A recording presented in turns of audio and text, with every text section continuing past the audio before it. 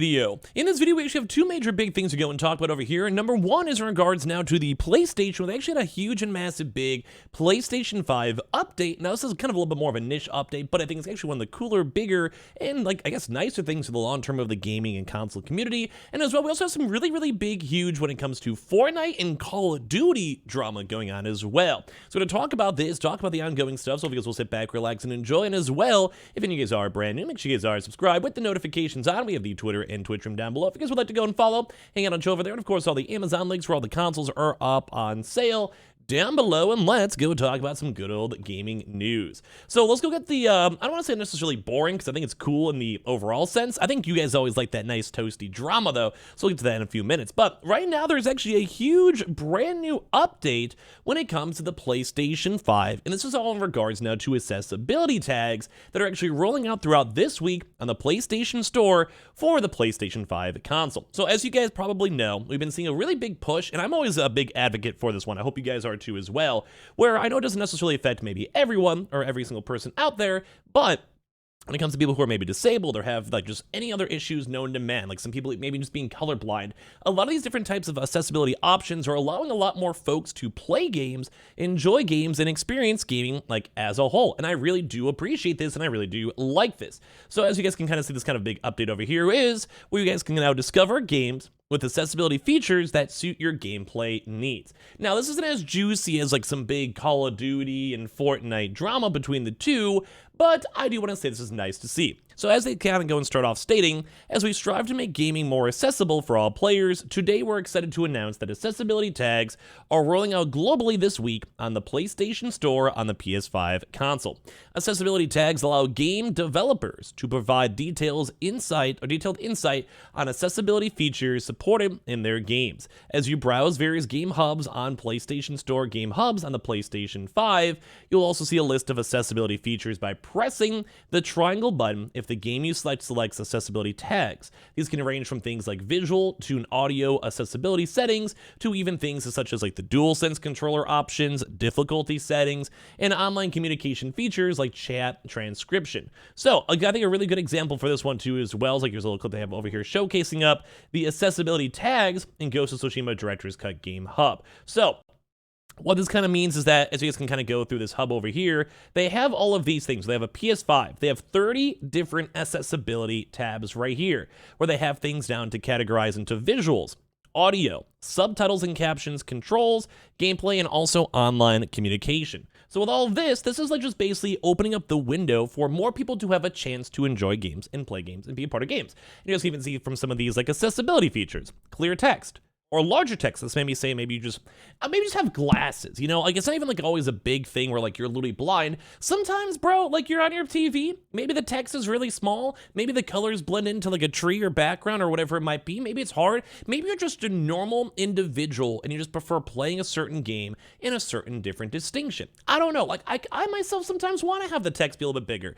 Bro, I think it's cool, I think it's nice. So it's also things such high contrast visuals. So characters, enemies, items, and interactive objects are easier to see than against the environment. So once again, things with maybe audio issues, or maybe when it comes to visual issues, you guys can see all these changes and they're really cool. Or even things such as directional audio indicators, where it's behind you, there is a noise, or to the right, there's a noise. I think this is cool things in general. Or look at this, they have controller remapping, so just in case maybe you don't have a hand. This is really small, kind of niche stuff, but this is just making it, because this is a big company, they can afford people to do this and have an accessibility team. This is just opening up a lot more gaming options to folks out there. Look at this, there's things playable without button holds. Maybe you have issues holding down a controller. It's cool. Maybe without rapid button pressing. Maybe you just can't do stuff like this with your hand. It's cool. Playable without motion controls. Maybe you just literally don't even have hands. This to me is a very cool feature that I think long term will help a lot more people get into games, and especially I feel like gaming should always be for everyone. Guy, girl, disabled or not, I don't care. If you can, and you have the budget, I know sometimes indie games don't have this, this is what I want to see in the future. This is actually, I think, a very good and pleasant update that it doesn't necessarily ever affect anyone, just makes things nicer and better, and it's something that PlayStation or even if Xbox does in the future doesn't really need to do, but they do it either way, and I think this is actually a very, very nice thing regardless. So, clips showing accessibility tags in the Ghost of Tsushima Director's Cut Game Hub on this. So basically, this will be available for PS5 and also PS4 games if they have it applicable or it's updated on the PlayStation Store on the PlayStation 5. If both PS5 and PS4 platform versions are available, you can compare accessibility tags for each through a drop-down menu.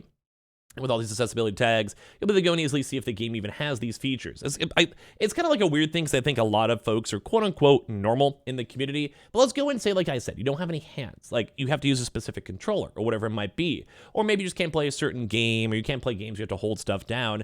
And now you guys can actually basically go and preemptively check before you spend the money and buy it.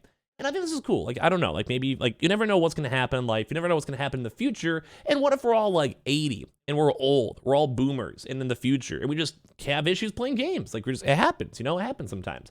And this is where you would want to have this type of stuff in general. So they have over 50 different accessibility tags, which I think this is a great update overall. So they have visual stuff for features with like clear text, large text, color, audio cues, audio features with volume controls, mono audio, screen readers too as well, which is very, very nice.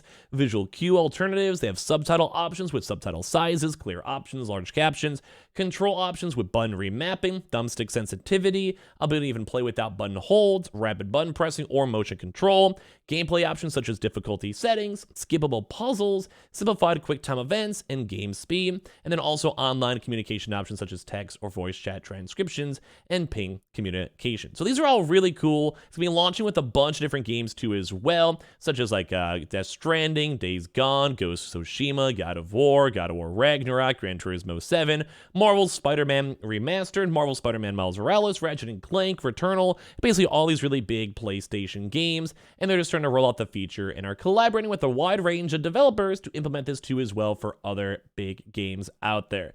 This is really cool. They're trying to change up the UI. They're trying to make these accessibility tags easier for folks. And I just think overall it's really good for the gaming community. Let me know your thoughts and comments down below. Now, for a little bit of the drama side, it's kind of funny because as of right now, if you guys have had a chance to see this, people have actually been utilizing games in the Fortnite 2.0. So Fortnite 2.0 creative is basically like you can almost make anything you want ever. So what a lot of people are actually doing at the start of this is that people are doing things like Call of Duty inspired maps. Like you guys can even see this one, like FPS Rust, Zombies, and other various games as well for Call of Duty, which I can show you guys a little bit of a tidbit over here. And it's cool that they basically had a chance to go and play and utilize Fortnite. This is if you guys are part of the old school Modern Warfare 2 days, which are probably my favorite gaming times of all time. They basically had a chance to go and utilize Call of Duty maps and put these Call of Duty maps in the game itself. And it's basically just like, this is cool. Like I used to always try to go and 1v1 people on Rust because it actually was automatically fun. I'd play with my buds. We just want to hang out and chill, just go and try to fight each other. Like I like this. It was fun. But sadly, due to copyright infringement, Call of Duty and Activision themselves are actually trying to go and take these all down via like DMCA takedowns and trying their best to make it so people cannot use this IP, which I do want to say, in all honesty, it does, I mean, besides the fact that there's literally just like Goku in the corner, it does technically go and belong to them.